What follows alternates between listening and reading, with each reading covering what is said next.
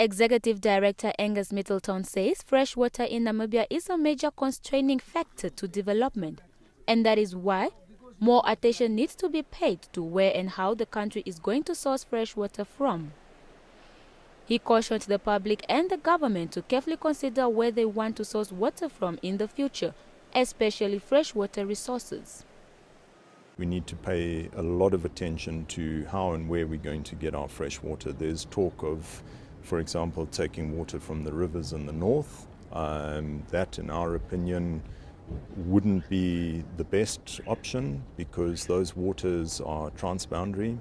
They have important downstream users, for example, the Okavango Delta in Botswana.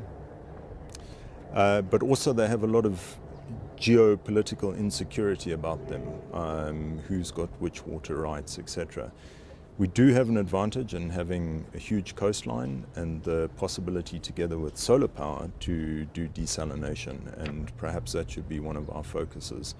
Although the country is doing well in managing its resources, Middleton says there is still a need to mainstream most of the natural resources into the economy, such as indigenous plants that can be used for health purposes.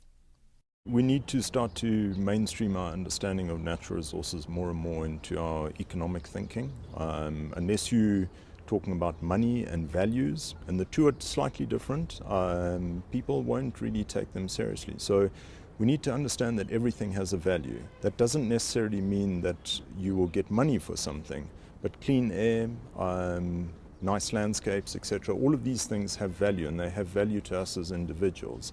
And the more we start to realize those values and try to capture them, I think we'll start to utilize our resources better.